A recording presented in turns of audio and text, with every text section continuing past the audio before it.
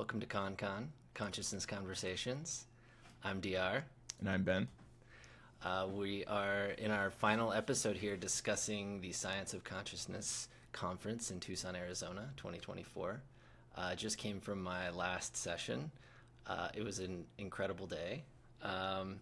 And for today, what I decided I would do, so it seemed like we were kind of bouncing around a bit in some of the other ones. We were going kind of more chronologically, but not necessarily, if we were doing the opposite of bouncing around. We were kind of going chronologically and maybe not giving as much due to some of the stuff that I felt was the best. So I've kind of tweaked the model here, and what I figured I would do is give you a set of categories of things that I saw that are a little bit vague and have some emojis, and then you can pick which one you want to talk about first. I'm into that. And then we'll go from there. All right, let me share this view here. Oh, I don't like how this rendered. Hold on. There we go. So these are the topics that I figured we might discuss. Not necessarily in order, but the 30 years of Science of Consciousness Conference one, I think, would be good. And it's got an okay sign. Yeah. Dataomes. Yeah, I'll read them out loud. 30 years of Science of Consciousness Conference panel. Dataomes, which would be like connectomes. So you can think about what that would be. Gymmin, which is a portmanteau of gym, going to the gym, and jamming. A little teaser there about what that might be. The philosophers sucked again. Not nearly as bad as last year, but maybe we'll save that one and not talk about it. The Osiris-Rex project, which is like kind of a panspermia space type situation, which is actually quite cool. Biophase coupling, which kind of spins off of the electromagnetic field thing. Our boy Tam was there, got a name check in the session, was like, yeah, that's me. And random number generators, a la the Woo crowd. Ooh, man, with an alien emoji. Well, I don't know. I think the Jimin one is. I feel like we got to start there because I went on a run today and I listened to. Actually, it was an AI podcast, but normally I listen to music. Is there something about? I mean, it'd be great if people were studying what happens in consciousness when you exercise and listen to music. So. Yeah. So the idea is that this guy's doing a bunch of research. And they have made this feels like a Golan Levin Carnegie Mellon kind of thing, where they do all these like crazy art projects that would have like interactive components and there'd be something watching you. This feels like unnecessary technology to sort of study this thing. But he had a video to start with of these farmers in Tanzania, and there's a person there singing and like playing an instrument, and then their hose that they're like cracking dirt with have bells on them. So they're basically making music and working. And so this was like, cool. Yeah, this was sort of the kickoff to exploring how music impacts, how we're able to work and whatever. And kind of the outcome was that, when you are working out to music, sorry, I'm trying to get to this thing. When you're working out to music, his name was Peter Jans Mace. If I'm ruining his name, hopefully not.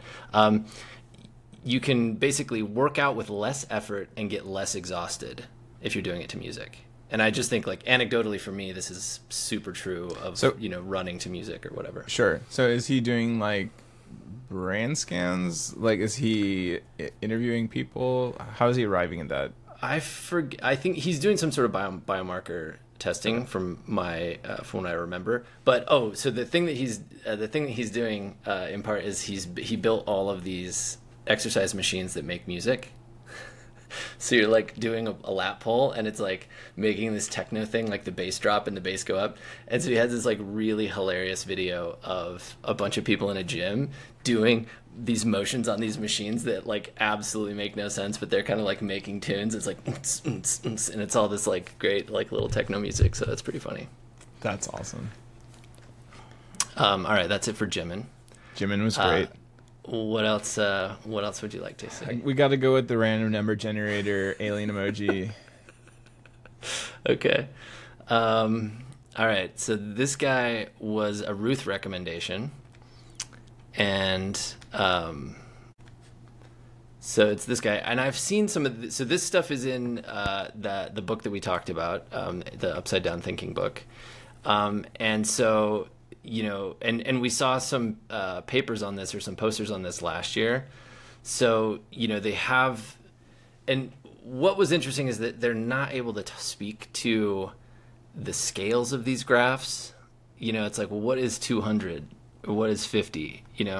I think in another one it says that this is like how unlikely this would be. So you've had this random number generator that's using some sort of quantum thing, right? And it's flipping between zeros and ones.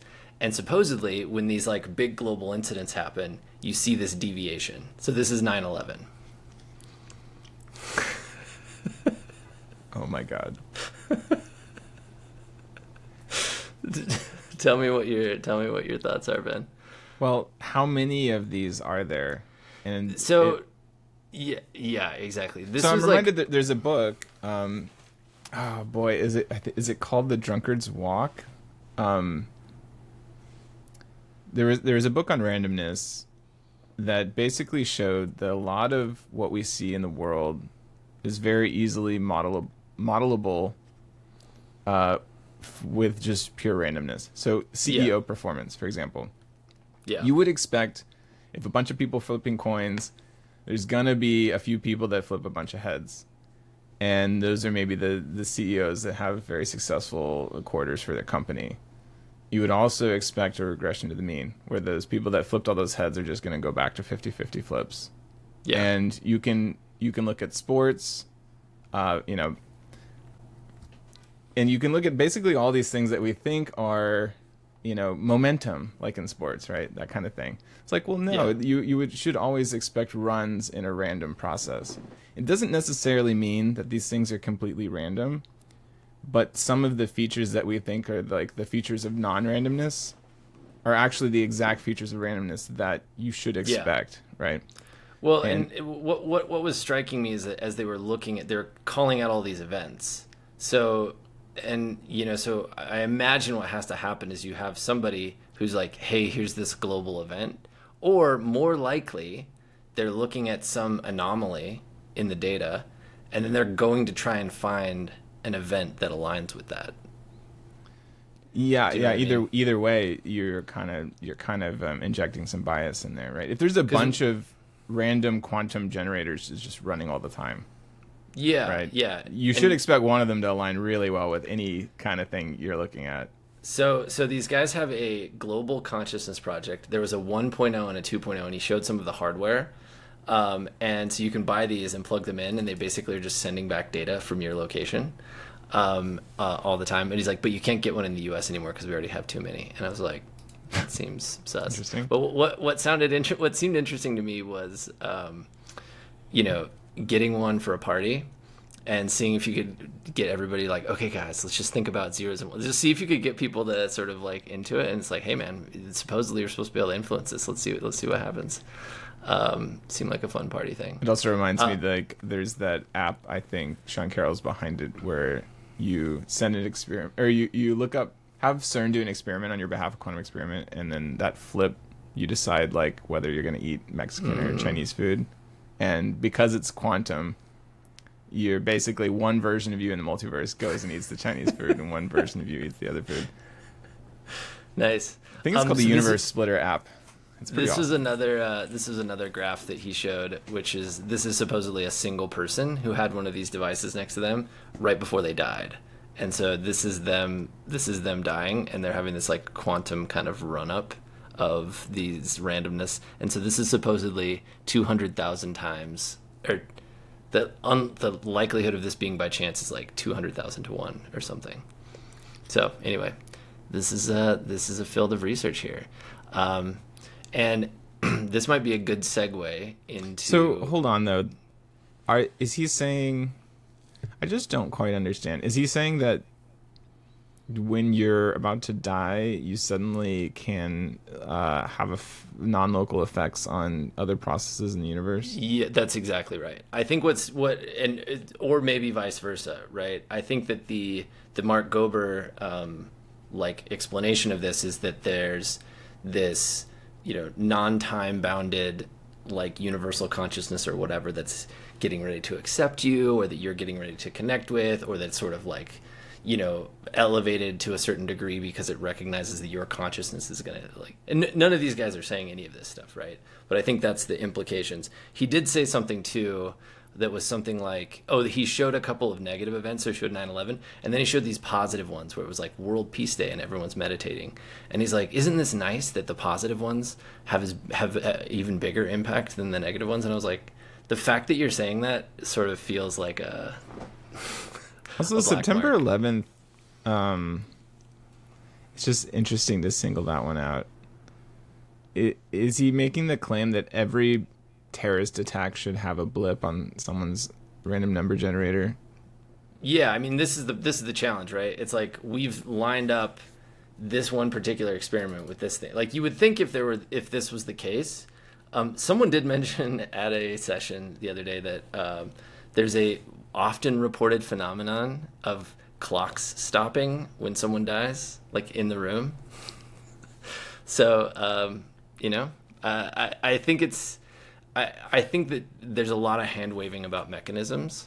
Well, we talked about this before. I don't know if it made it in because we've had some technical difficulties in the last few days, but clocks do stop. And when it stops and no one dies, it's not a noteworthy event. You change the batteries. You do whatever. I mean, there's the famous quote, right? A broken clock is right twice a day. But my point is, you will remember when the clock stops and the person died. Right. And you won't remember all the times the clock stopped and the person didn't die. Yeah. And so then when you look at sort of the Bayesian table, right, it's fine. It's not spooky at all. And my immediate thought was, what kind of clock? Does it have to be a digital clock? Does it need to be one with like gears in there? Is it the battery that dies? Like what about the clock stops, right? But it's like it's interesting that some of these conversations, and I think this is an inherent aspect to this sort of woo side of this consciousness studies, is that they actually shut down if you asked a physicist, like, hey, I saw this thing and this, oh my God, what happened next? What was the next date? Like, tell me more about this situation. I want to understand all. And when you be like, these random jumper, they just understand us. It's like, wow, that's great. Well, and remember, and there's something inherent about it that's kind of like shutting down the interrogation. And it's like, well, we don't even know. It's like, but you're not even asking. You're just sort of like leaning into this one side of things. If you set a p-value of 0.05, then what we're saying, and we're saying that as a community we're okay with this. We're basically saying as a community we're okay with 1 out of 20 papers showing a spurious correlation that just by chance happened to occur. Yeah. And because people don't publish negative results, right, we run into this problem where like actually maybe we've flooded the world with lots of spurious correlations. And I just can't help but think that maybe this goes a long way to explain these sort of woo-woo random number generator things. Yeah, so two things happened today that have swung my woo pendulum back. We're catching this series of podcasts is coming at an interesting time, like, because this should be a great advertisement for coming to this conference, because it's going to open you up to stuff and you're going to learn a lot of things and it's going to swing all over the place. So one was this. The other one was which is a good segue into the 30th anniversary session, which I think was kind of the best one of the day. And Susan Blackmore, do you know how she got into consciousness? I didn't know this. I'm surprised that I didn't know this. Probably I did know it and I'd forgotten. She was a parapsychology researcher for a decade. She would like spend nights in haunted houses and look in telepathy and whatever. And she's like, yeah, and it's just like all bullshit. Wait, is Nicholas Humphrey there by any chance? No. Okay. No. Yeah, a bunch of the people that were like I've heard no references to primatology at all, which is kind of a bummer. So I'm assuming that means Franz de Waal is not there. No. Yeah. I mean, well, I guess I should say there were some people doing the electromagnetic field studies on macaques, but not like people who study animals, which felt like more of like Nick Humphrey stuff. Yeah. Okay, so a couple notes on this 30th anniversary. Let me share a photo. So this is the group of people. The guy running the session, I don't remember his connection. This was like, he said his first year was 2020. So we've got Susan Blackmore's on the left, Christoph Koch, again wearing a very colorful shirt. I guess this is his thing. Stu Hammeroff. This guy Pavo, who I had not run into before, but apparently he's been a long-running attendee. Do you know this guy? No. And he's more on the philosophy side, I guess. And then Chalmers is on the right. Our man. Our boy, yeah. And he did not disappoint. So I got a little backstory on Chalmers. So the very first conference in 1994, he basically had been into consciousness. His dad, by the way, is like a doctor, and his mom actually just passed away. So he was leaving right after this session to go back to Australia, which is really sad. But his mom was like a kind of a spiritual bookstore owner and was like super into all these kind of like woo theories about so he's like, yeah, a lot of people have noted that like a doctor and a spiritual bookstore owner, and you meet in the middle, and that's me. And he's like, yeah, that sounds about right.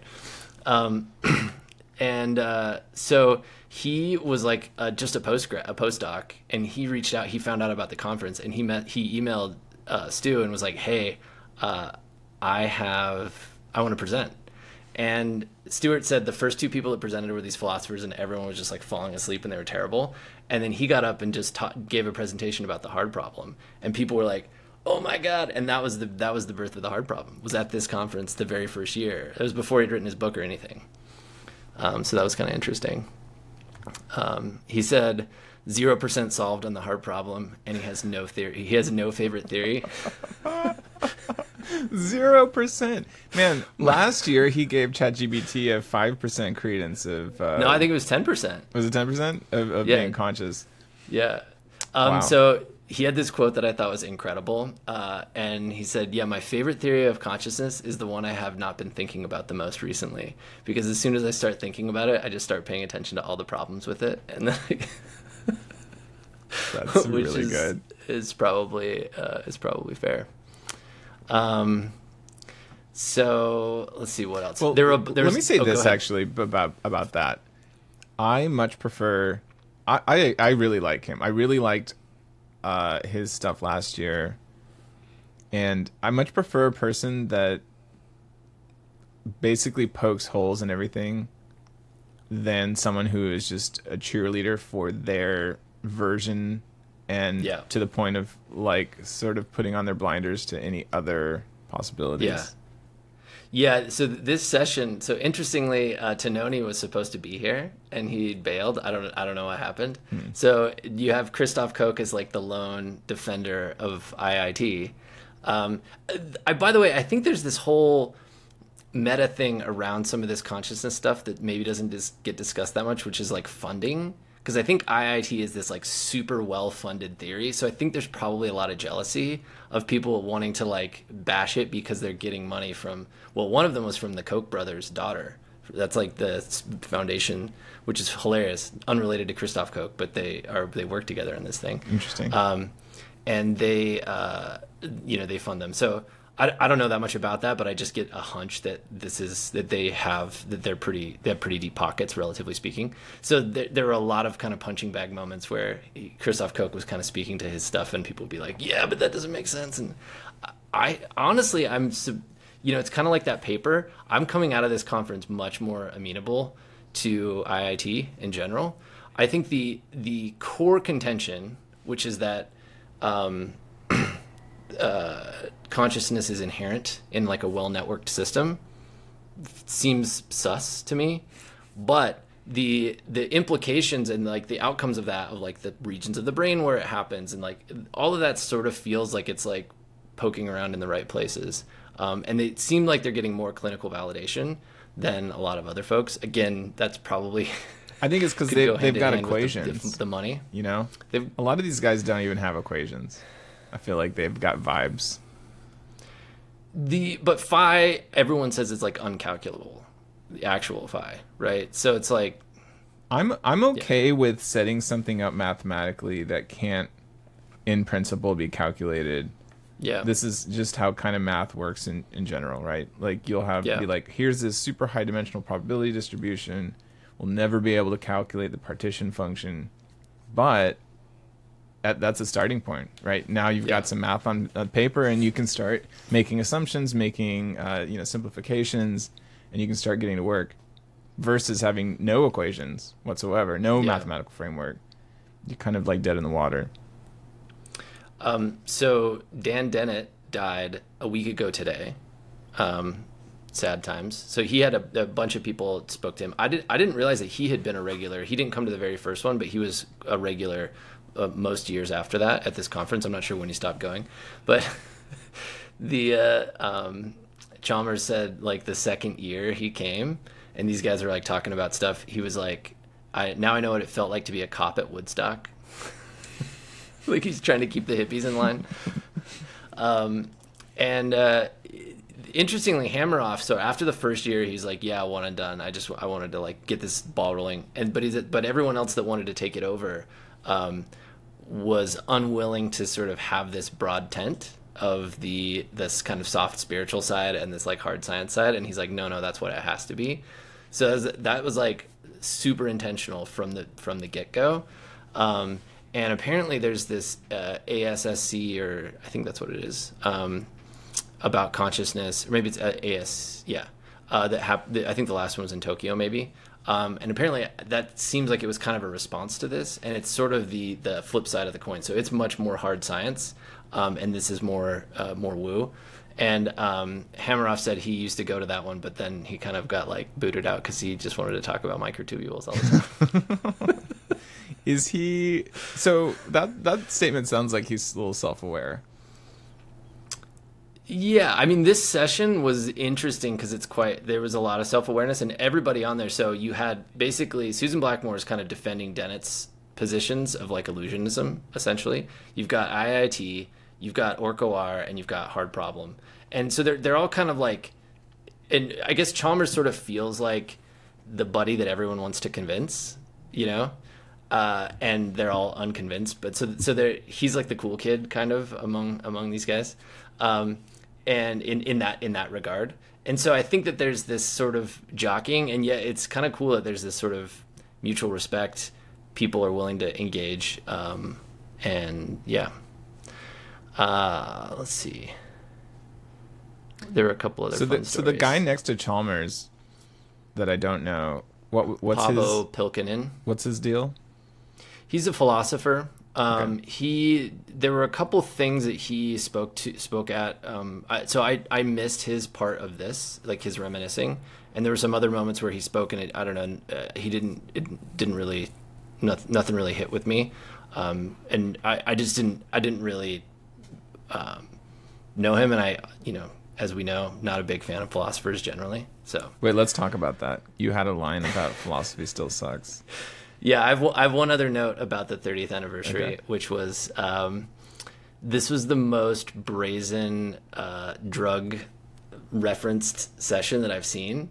So there are a bunch of dudes here. Have you ever heard of the Qualia Research Institute or something like that? I have. Qualia, you have? Yeah.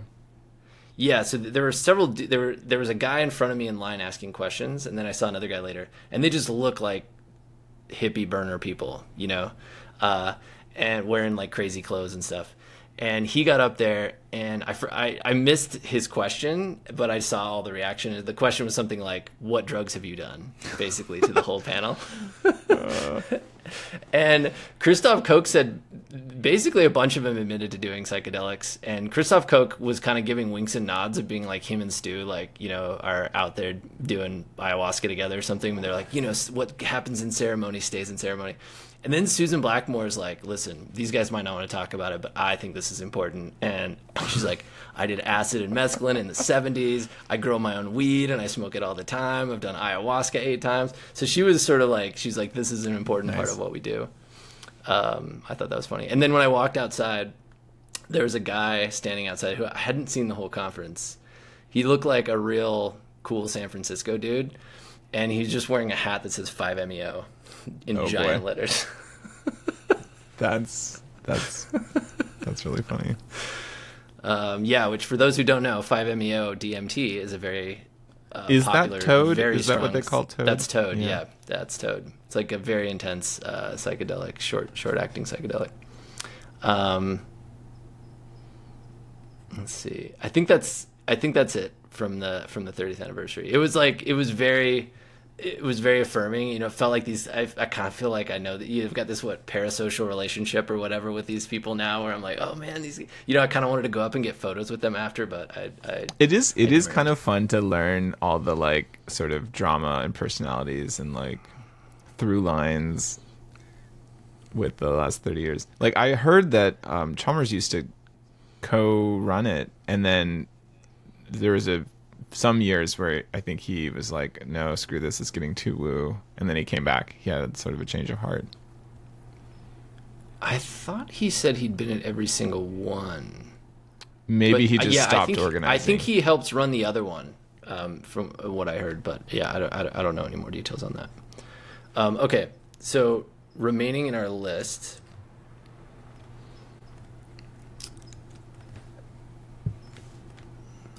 let me pop it back up so you can see it. So this is what we have. We've got Dataomes. We're not really. He's like, yeah, I made it this term. I really like it. And it's like, it's very hard to pronounce.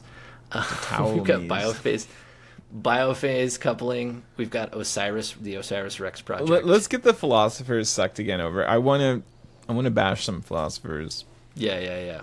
Okay, so we both remember well the session from last year about naive realism, and the frustrating, you know, climax when this woman like refused to even say if she believed in this thing that she'd been talking about for like 45 minutes, and we're like, what?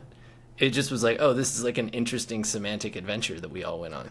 I feel like she said she wasn't an adherent.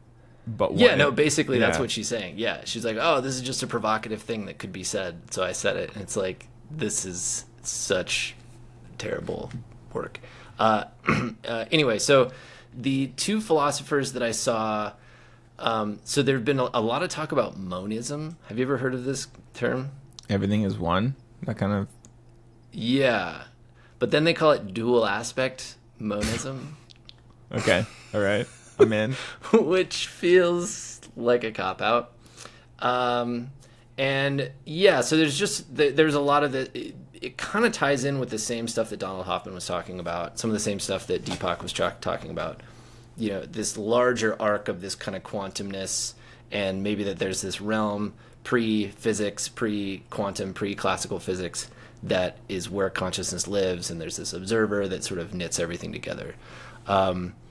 So I don't know. It was just kind of a lot of heat and not a lot of light, I guess, on that topic, because it's now, and this is just my bias, I guess, right? But like once I've got those more hard sciencey reasons to sort of reflect on this, the pure philosophy side feels really not resonant, versus say like the hard problem where it's kind of, you know, maybe this is hitting on something. It's like proposing problems is much more resonant in some ways as a philosopher than proposing solutions. And so many of these like crazy posters and stuff, it's just solutions all the way down. Oh, we've got a solution for that. It's this particle that you've never heard of. I think good philosophy is basically making clear terminology so we can all argue about the same things very precisely. Yeah. And I think, you know, to call back to Chalmers' talk last year about AI and what it would mean for AI to eventually be conscious, the way he tackled it was just very systematic and very like clarifying, right? I feel like maybe you'd not even know how to start arguing on either side, but at the end of his talk, you at least had he laid out a lot of groundwork that made definitions make sense and gave traction to a lot of this lines of argumentation. And I think that's the philosophy that hits for me. Not the like, I'm going to pick a ridiculous thing and define it like so precisely that you don't even know what I'm talking about anymore and you can't prove me wrong. Yeah. The other philosopher I saw was let me pull up his name real quick. He was I liked his stuff a little bit more, but again, it kind of he was a really good speaker, but it kind of just at the end of the day when it turns into like, well, let's get to conclusions and semantics, and it's like, okay. But one of the things he talked about was juicing. Have you ever heard of this term? Jootsing.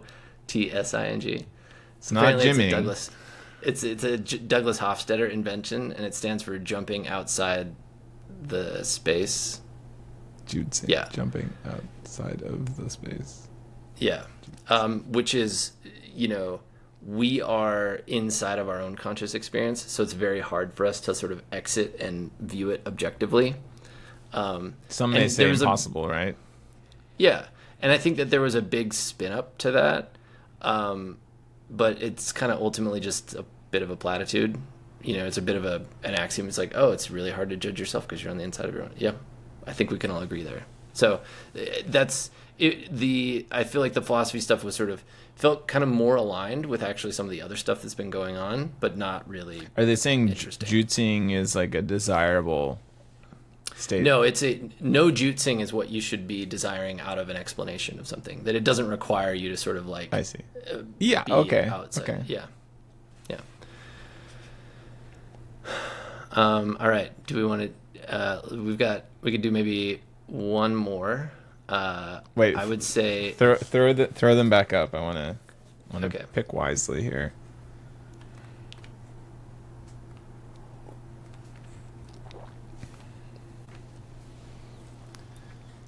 Okay, I'm not going to pick biophase coupling. Yeah, no, that's not that interesting. And yeah, so we've got Osiris Rex project. There's a rocket ship emoji there. Either that means you're excited or that means they're excited. It has literally to do with rockets. Oh, okay.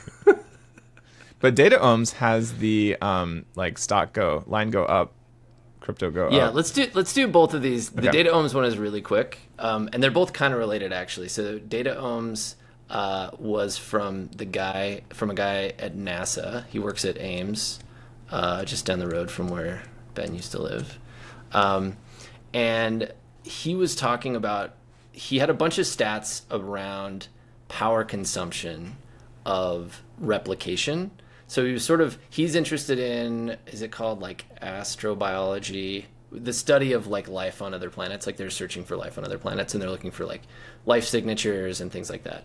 And so one of the things that they're looking for is like planets being able to support a certain amount of power production. And they talked about the power production of self-replication of cells and the power consumption. And because it's all coming from the sun, ultimately, the sun is like giving, to the plants, whatever, they need cells and replicating, photosynthesis, yada, yada. So all of living matter, apparently, requires 10 terawatts of energy. I don't know if per what period, to operate, to continue to replicate. And then he was talking about how human consciousness, so like human neurons, just human consciousness takes 1 terawatt. So it takes like, for every single biological process on the planet, just our thinking takes as a tenth as much energy as all of that, which is pretty wild. Wait, hold on. This is blowing my mind. Probably getting your mind blown takes a lot of energy, as I would suppose. Now let's think about this. So is he saying I don't know how many people are in the world, 7 billion? To run all of our minds. He's saying basically like running DNA as a system is expensive, but running consciousness as a system is even more expensive. It's like 10 times more expensive per kind of unit or whatever. Okay, but how does he get to the 7 terawatts? Is he saying that like the energy consumption of one human brain times 7 billion? See what I'm getting at? I think he's doing the math at a cellular level. He didn't really get into that stuff too much. Because I think the human brain uses not many watts. I think it's more about yeah, maybe. But I mean, yeah, and it makes me wonder. I mean, we expend 2,000 to 3,000 calories a day, right? Even if you just sit on the couch all day and think, you're still gonna spend like 1,600 calories. And I don't know the conversion from calories to watts. I think it was something. This isn't like metabolism. This is like replication. So he's looking at cell replication versus, like, I think it's not like keeping you alive. It's like actually thinking. And so it's much smaller. Yeah, you're right. It's like a lot of the calories that you're using are not involved in consciousness, and they're not actually involved in replication. I may be totally butchering these things, but the core idea is that consciousness is much more expensive to run than just sort of like unicellular kind of like replication. I guess what I'm getting at is how is he measuring the energy of consumption of consciousness if it's not just by proxy like the energy consumption of the human brain? That is what it is. Okay. Yeah, okay. 100%. Yeah.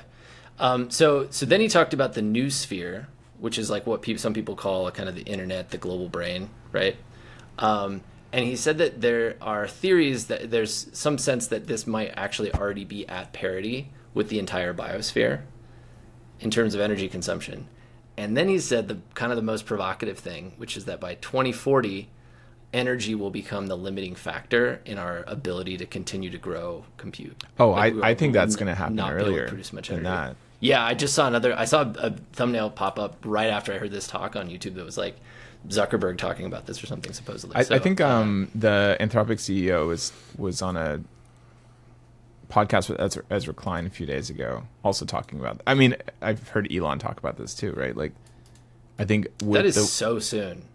That's like right around the corner. Yeah, and I think we're gonna need like nuclear reactors very soon. I think even now, someone looked at like a modern model, and it took like a week's worth of New York City electricity consumption to train or something like that.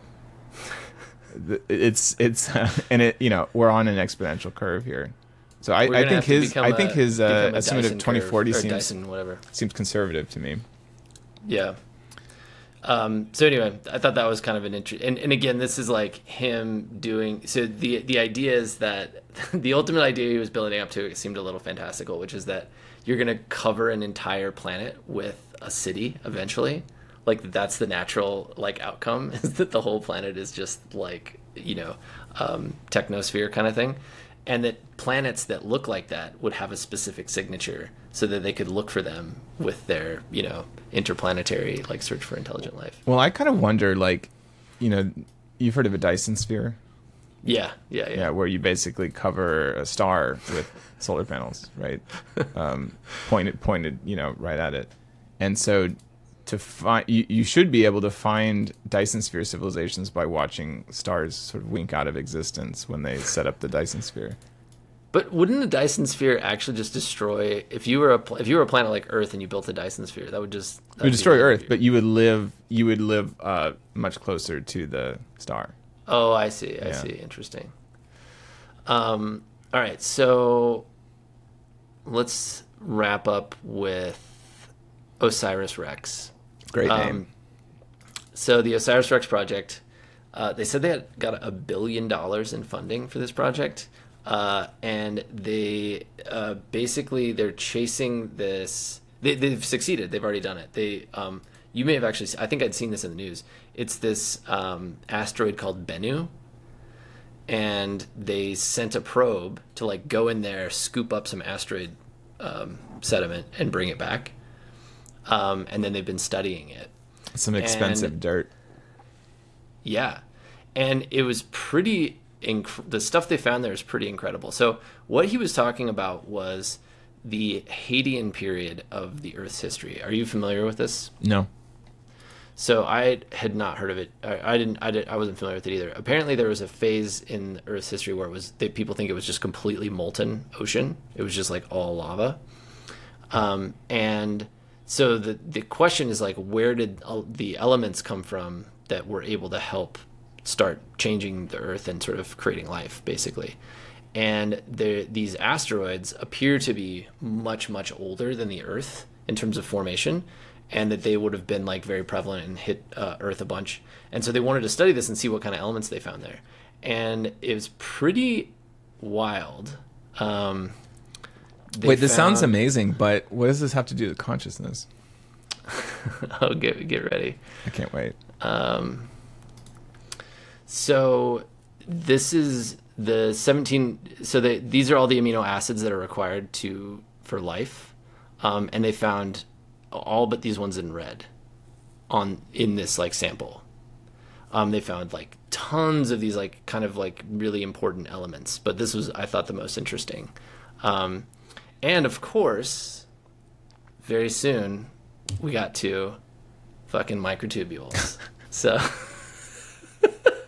wait, so he's make this jump for me. He's partnering with Hameroff to do some research into origin of life related to microtubules, because they're like, oh yeah, some of these amino acids and stuff are the things that are needed to create these, what does he call them? He calls them aromatic amino acids, which I don't know what that means. Maybe they smell good or bad, or I don't know.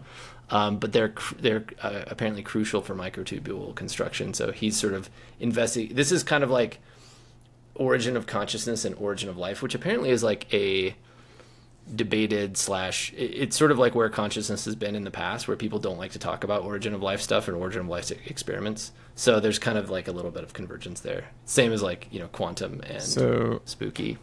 Yeah, but this doesn't seem like a very... Okay, so they're saying you need amino acids for life in general. So of course you would need it for microtubules, which are part of neurons, which are part of life. Wait, can you throw up the slide before that with the amino acids? So my takeaway was that I was pretty impressed with the complexity of the stuff on the planet, and that seems quite surprising. I guess it makes sense because it's like very old. No, this is super cool. This kind of makes my head spin. By the way, the glycine, the second one, I just ran out of, and my sleep has gotten dramatically worse. So I think I need to continue supplementation of glycine. Yeah, I gotta go. Well, you can go. He said you can get some of this sediment rock for $8 million a gram. So. Okay, I'll harvest my glycine from that. I think that'll be worth it. Yeah, I mean, I think my takeaway was that this is a pretty compelling argument for some of these chemicals like entering the Earth's atmosphere, or the Earth's biosphere. But the microtubule stuff felt pretty soft. I kind of got the sense that they both live in Tucson.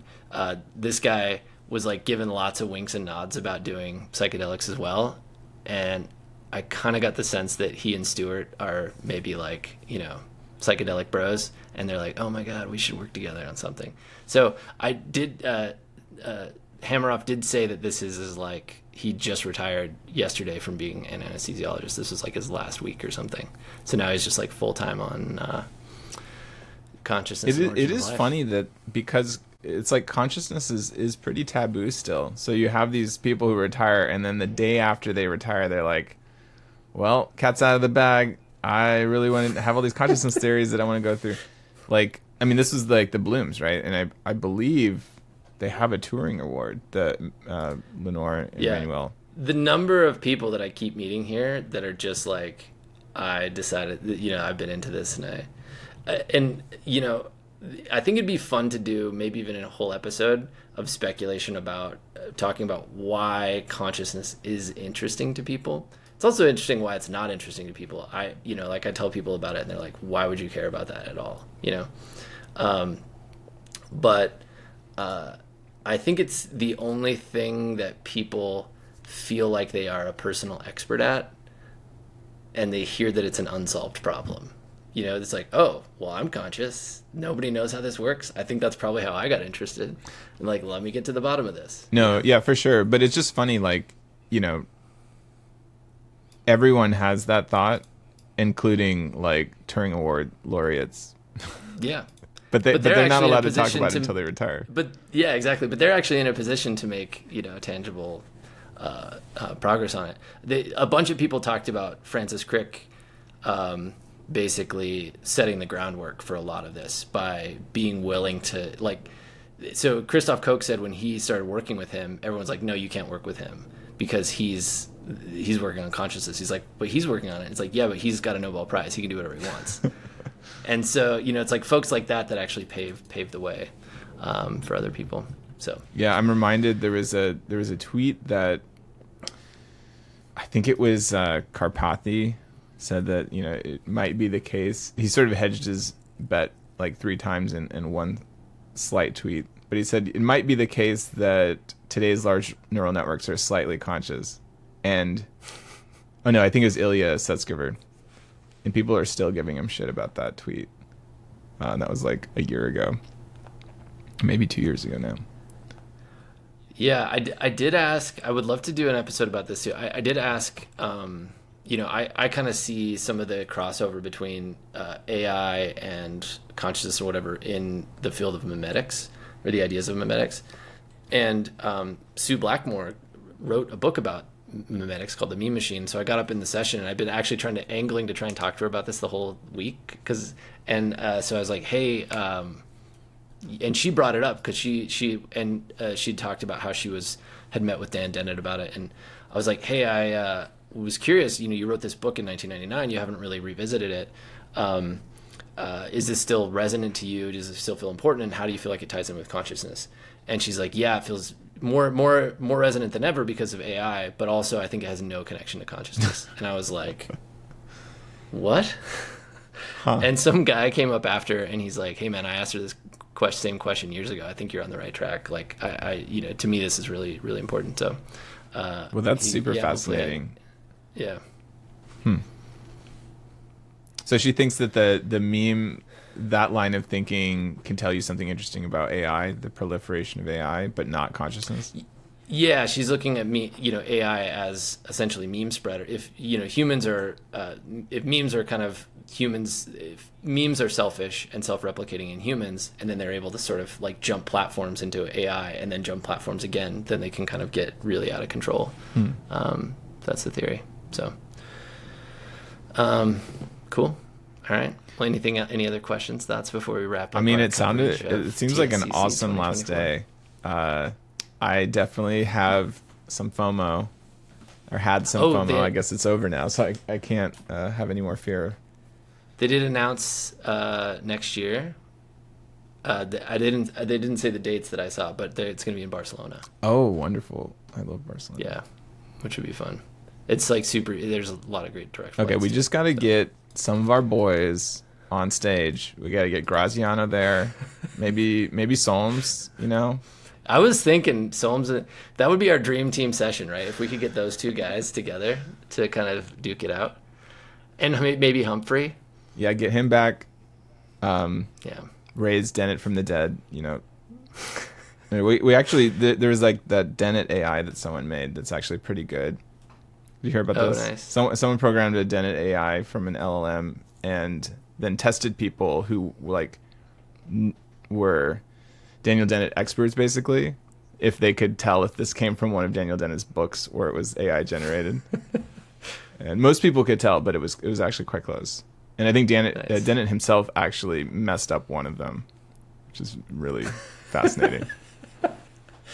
Well, apparently Chalmers said that he just saw him like 3 weeks ago at a conference, and he was like super animated and excited about some of the stuff that people were talking about. So yeah, it's sad, but I am glad that that's aspirational. He did seem he did a lot of speaking engagements very recently. There's a lot of he just released a biography or something. I've been thinking like last year. Yeah. I've got on my list to read. Cool. All right. Well, thanks, Ben. Thanks for everyone for tuning into ConCon Consciousness Conversations. If you want to leave us a like and subscribe on YouTube, we would love that, and some comments, and we'll get back to you. Yeah. Thanks.